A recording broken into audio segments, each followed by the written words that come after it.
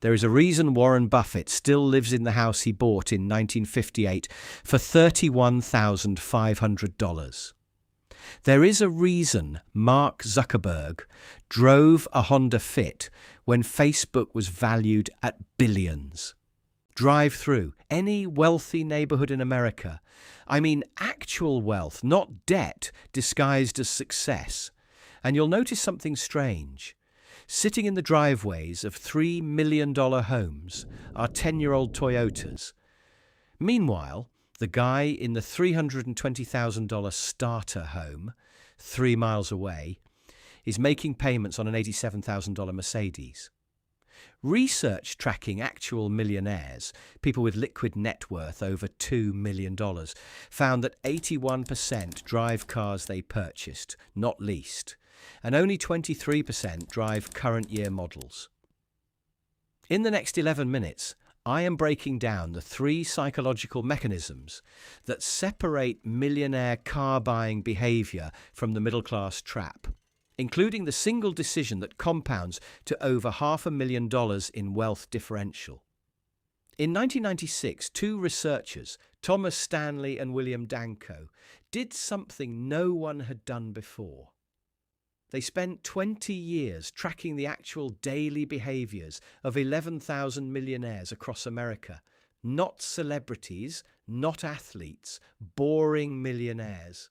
People who quietly accumulated 7- and 8-figure net worths while their neighbors had no idea. What they found contradicted everything the financial industry was teaching. The median amount these millionaires paid for their most recent vehicle, $31,000 in 1996 money, about $57,000 in today's dollars. But here's where it gets specific. Take one of their interview subjects, an orthopedic surgeon in Southern California, 43 years old, earning $487,000 annually. His colleagues were driving 6-figure Range Rovers and Porsche Cayennes. He drove a 4-year-old Toyota 4Runner he had bought, used for $31,000. When Stanley asked him why, he said something fascinating. "My colleagues think I'm cheap. My accountant knows I'm wealthy." He had done the math. The $90,000 he didn't spend on the Range Rover, invested in a basic index fund, had grown to $140,000 in just 6 years. That single car decision represented 1/3 of his daughter's college fund. This isn't luck. This isn't about deprivation or being cheap. There is a specific set of psychological mechanisms at work, mental models that separate wealth accumulation from wealth performance. Today, we are breaking down 3 of them. First, opportunity cost vision. Why millionaires see invisible futures, not visible objects. Second, the status calculus. How wealth becomes invisible specifically because status must be visible. And third, the hedonic treadmill, the neurological trap that keeps you upgrading forever. Behavioral economists call this opportunity cost neglect. Millionaires call it the only math that matters. Here is what happens in your brain when you see a car you want. Your prefrontal cortex, the part that handles decision-making, evaluates the purchase against your bank account. Simple calculation. I have $95,000. The car costs $85,000. I can afford it. But that's not the calculation millionaires make. They have trained their prefrontal cortex to run a different equation entirely. They are not comparing the car price to their bank account. They are comparing it to what that money becomes over time. This is a learnable skill. You are literally rewiring the automatic math your brain performs. And here is why it matters. The average person earning $150,000 asks, "Can I afford the $900 monthly payment on this BMW?"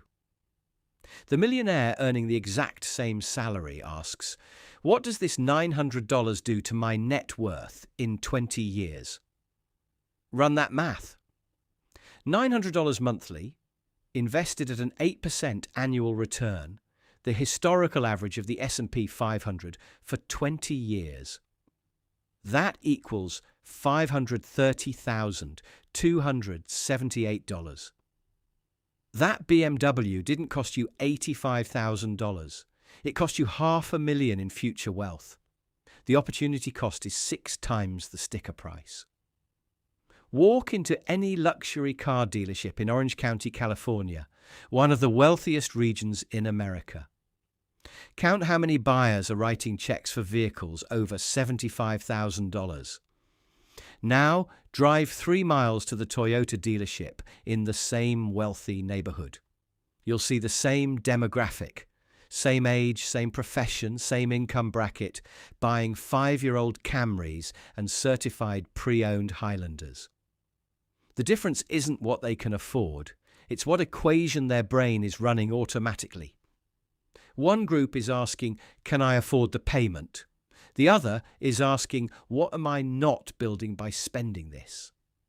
But here is where this compounds with something even more counterintuitive. Sociologists call this wealth signaling versus wealth building. It's the invisible math of status. And here is the trap. Status must be visible to function. Wealth becomes powerful specifically when it is invisible. This goes back to evolutionary psychology. For 200,000 years, humans lived in groups of 50 to 150 people. Your status in that group determined access to resources, mates, safety. And status was visible. The best hunter wore the animal's skin. The tribal leader had the decorative tools. Visibility equaled value. Your brain still runs that software. When you pull up to a restaurant in a luxury car, you get a dopamine hit, the same neurotransmitter released when our ancestors displayed successful hunt rewards. Your amygdala registers a social status increase, but here is what changed. We no longer live in tribes of 100 people. We live in cities of millions. Your co-workers don't know your net worth. Your neighbours can't see your brokerage account. The only way to signal status now is through visible consumption. The car, the watch, the house, the handbag. Middle-class high earners, people making $200,000 to $400,000, are trapped in what's called aspirational class signaling. They are surrounded by actual wealth, but don't yet have it, so they perform it. The luxury car signals, I've made it, to colleagues, neighbours, family. It's a $90,000 business card. Actual millionaires, people with liquid wealth over 2 million, have made a different calculation. They have realised that visible status is expensive and invisible wealth is powerful. Here is the specific math. A study from the Federal Reserve's Survey of Consumer Finances tracked people earning over $150,000 annually. Those who spent more than 30% of their income on depreciating assets, cars, boats, luxury goods, had a median net worth of $420,000. Those in the exact same income bracket who spent less than 15% on depreciating assets had a median net worth of $1.2 million. Same income, $780,000 difference in net worth. That is the cost of visible status. There is a reason Warren Buffett still lives in the house he bought in 1958 for $31,500. There is a reason Mark Zuckerberg drove a Honda Fit when Facebook was valued at billions. It's not eccentricity. It's not frugality performance. They have calculated that every dollar spent on visible status is a dollar not compounding invisibly. and compounding invisible wealth creates more optionality than any status symbol ever could. The car impresses people at traffic lights for 3 seconds. The investment account buys freedom for 30 years. But even if you understand this intellectually, there is a neurological trap that makes it almost impossible to resist. Psychologists call this hedonic adaptation. Millionaires call it the upgrade trap.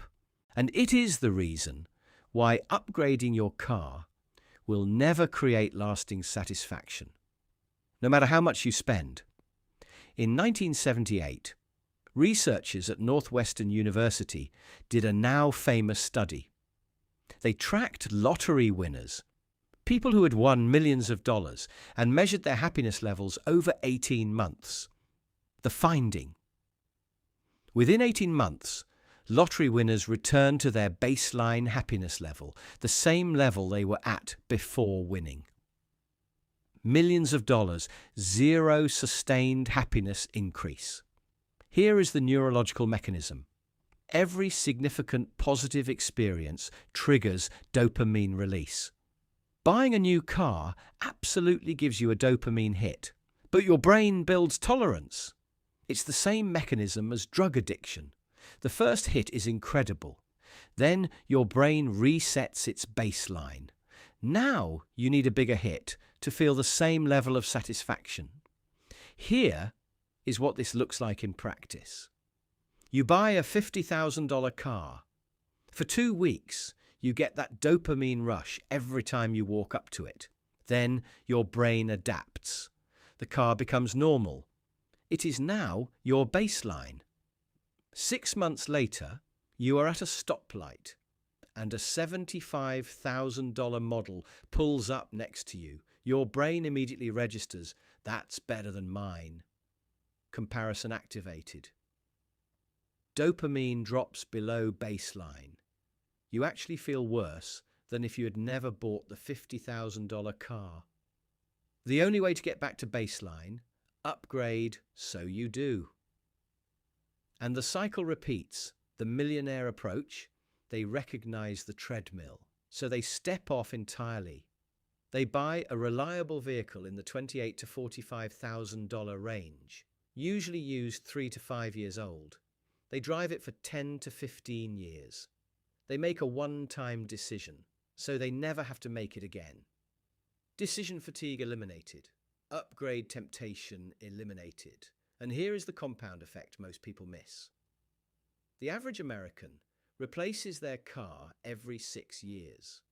If you are in the luxury segment, you are trading an $80,000 car for a $90,000 car every 6 years from age 30 to age 65. That's 6 transactions. Even if you are trading in and only spending $40,000 per transaction out of pocket, that is $240,000 over your working life on car depreciation alone.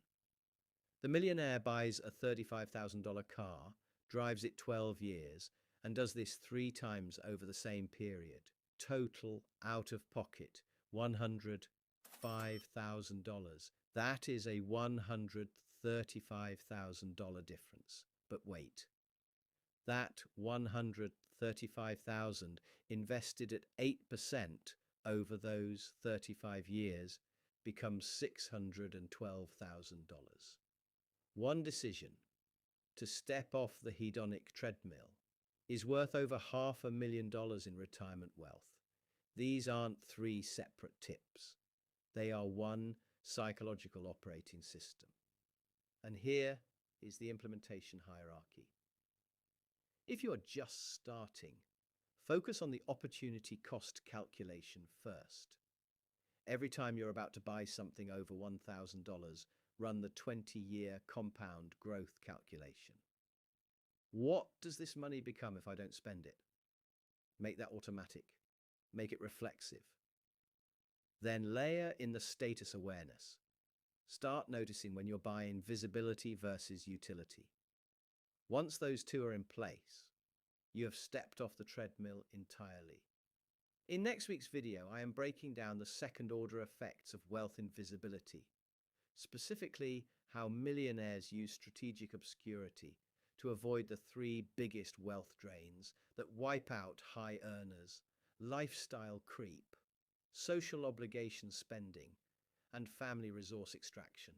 It's the advanced layer of this framework, and it explains why 70% of inherited wealth disappears within 2 generations. If you want that analysis and the breakdown of how to avoid it, subscribe so you don't miss it. And if you found this framework useful, the algorithm shows this kind of content to more people when you like the video. It helps us reach people who are done with motivational garbage and want actual behavioral economics.